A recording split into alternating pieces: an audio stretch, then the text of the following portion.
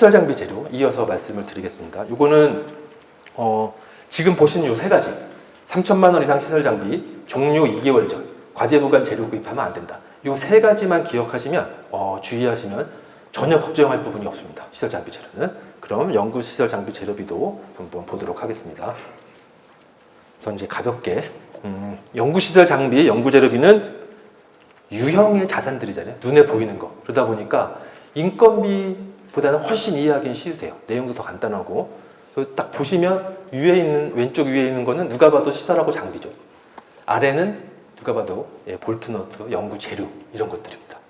그리고 이제 오른쪽 저 엔비디아 H100 저게 지금 수천만 원을 줘도 구하기 힘들다는 그 고가의 GPU입니다.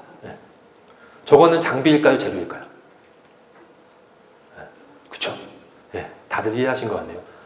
품목의 종류가 아니라 용도로 판단하기 때문에 장비도 될 수 있고 재료도 될 수 있습니다. 요거 그냥 이제 쉬어가는 의미에서 한번 준비를 해봤고요.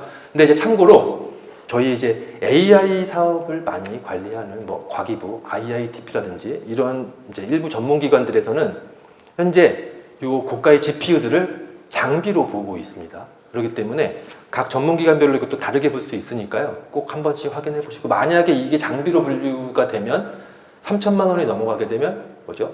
승인을 받으셔야지 됩니다. 뒤에서 설명드릴게요. 이 연구개발비, 이제 연구시설 장비 연구재료비는 가장 중요한 거는 장비냐 재료를 구분하느냐가 아니라 해당 과제, 연구개발비로 사용할 수 있느냐 없느냐가 가장 중요합니다. 그래서 여러분들 기관에 시설과 장비는 다 있으실 거고요. 그 중에서도 일반적인 시설과 장비가 있고 연구 목적의 시설과 장비가 있으실 거예요. 그러면 그쪽 중에서 연구 목적의 시설과 장비 중에서 그 중에서도 해당 과제, 지금 수행하고 계시는 과제와 직접적으로 관련된 연구 목적의 시설과 장비만 연구개발비로 사용하실 수 있습니다.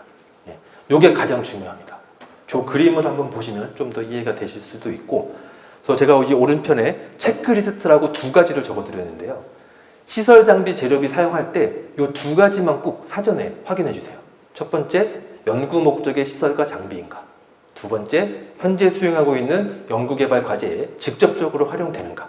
이 두 가지만 딱 생각해 보시고 각각의 질문에 체크리스트에 그냥 바로 고개가 끄덕여지시면 그냥 사용하시면 됩니다. 전혀 문제 안 되십니다. 근데 약간이라도 멈칫하거나 물음표가 생기시게 되면 다시 한번 생각해 보시고, 그래도 잘 모르시겠으면 정말 책임자 확인도 받고 전문기관에도 또 문의나 저희 회계법인에 문의를 한번 주시길 바랍니다. 그렇게 사용하시면 절대 문제될 것 없다. 시설 장비 재료는 이렇게 말씀을 드리고, 그리고 이 아래 표는 그냥 한번 참고로 보시는데요. 이거는 과기부에서 배포한 이 연구개발비로 사용할 수 있는 시설 장비 재료 이런 것들에 대한 매뉴얼 이런 데 나온 표인데, 여기서 그냥 제외 대상만 한번 봐볼게요. 쓰면 안 되는 거. 시설에서는 다양한 목적으로 공간을 갖춘 형태의 일반 시설 안 됩니다. 가장 대표적인 거 교수님의 개인 연구실.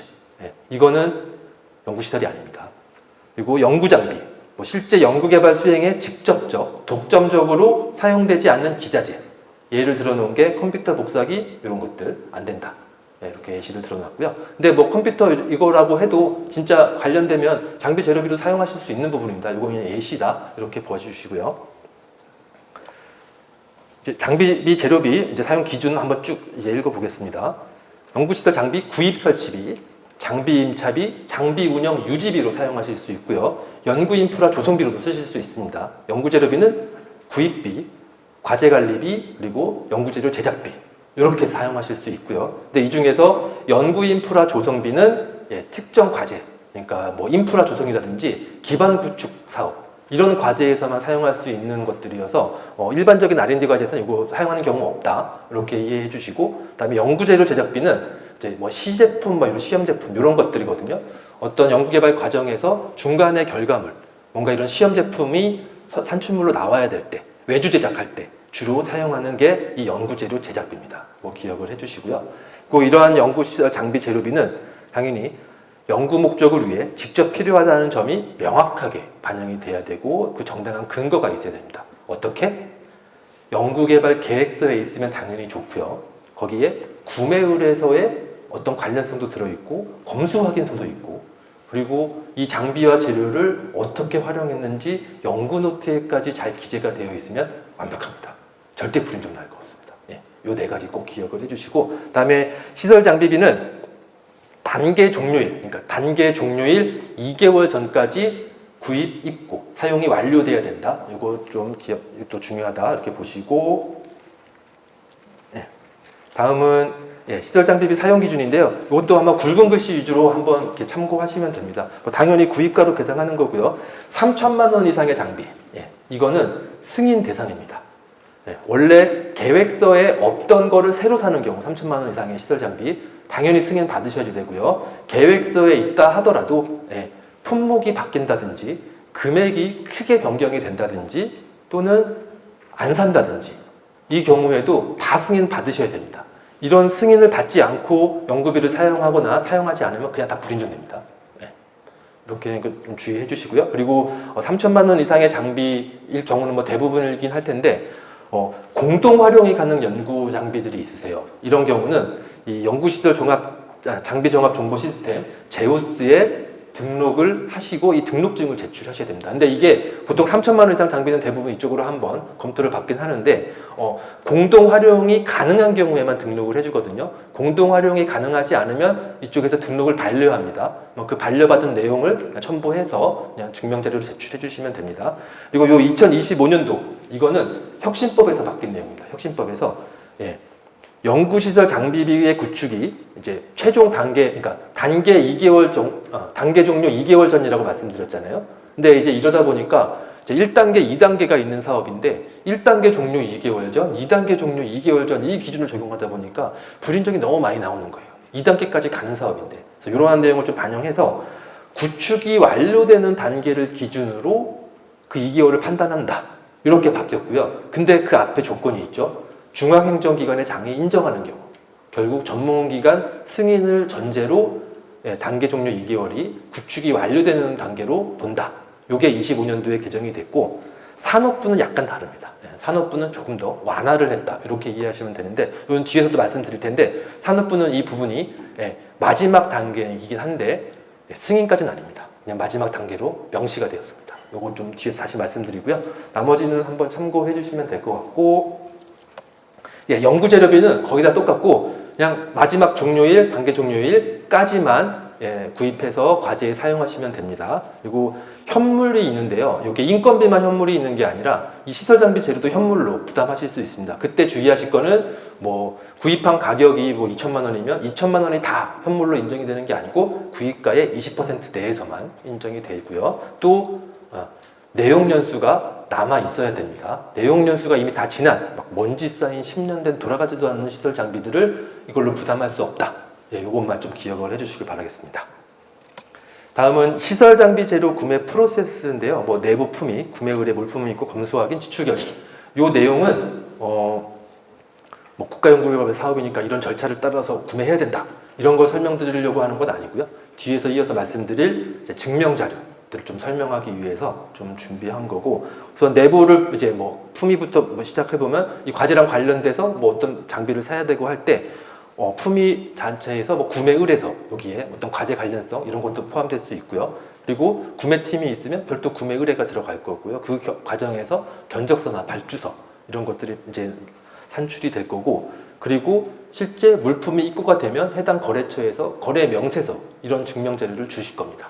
그리고 나선 뭐 자산부서가 있으면 검수 확인도 하실 거고요. 그때 그 과정에서 검수 확인서도 나올 수 있고요. 그리고 뭐 발주한 사양에 따라서 수량 이런 게 다 적정하게 들어왔으면 거래처에 대금을 지급하겠죠. 그때 지출 결의서 이런 것들이 작성이 되실 겁니다. 그래서 그냥 기존부터 하고 있던 요 구매와 관련돼서 어떤 그러면서 이제 발생했던 증명 자료들 이런 증명 자료들을 그냥 그대로 제출해 주시면 됩니다. 뭐 국가연구개발 사업을 수행하다 보니까 장비 재료비 증명 자료가 너무 많아요, 너무 힘들어요, 행정부담 경감이 필요해요, 막 이렇게 민원도 많이 들어오거든요. 근데 뭐 이거 한다고 더 준비하는 게 아닙니다.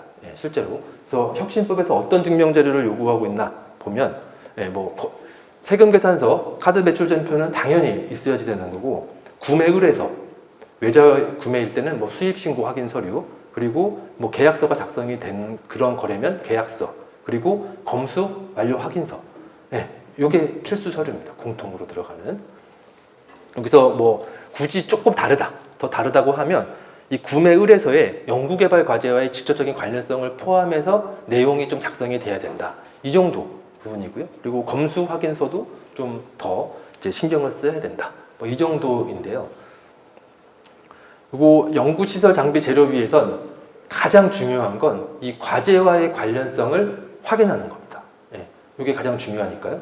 이거를 꼭 기억을 해주시길 바라고, 그다음에 뭐 추가적인 서류는 해당하는 사항이 있을 경우 이제 3천만 원 이상의 연구시설 장비이면 뭐 시설 장비 등록증 아까 말씀드렸고, 그리고 비영리 기관 공동활용 시설 장비 사용 이런 게 사용료가 있으면 예, 해당하는 거 사용 근거, 단가 이런 것도 같이 제출해 주셔야 된다. 그리고 연구재료 제작비 아까 말씀드렸는데요. 시험 제품, 시험 설비 이게 실제 내부 제작하셨으면 재료비의 세부 소요 내역서 이런 거 반드시 제출해 주셔야 되고, 외부 제작을 했으면 어떤 기한문, 발주서, 그러니까 뭐 시방서라든지 제작 사양 이런 것들을 좀 구체적으로 알 수 있는 것들을 같이 제출해 주셔야 됩니다.